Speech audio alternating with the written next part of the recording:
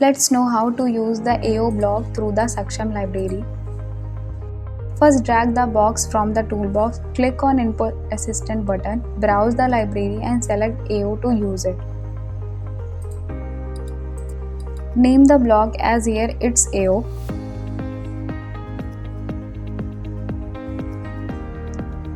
Now drag an input pin and browse the input pin from the rack, connect it on AO in. And drag the output pin and browse the output pin from the rack, connect it on output. Generate code, click on login and run the block successfully.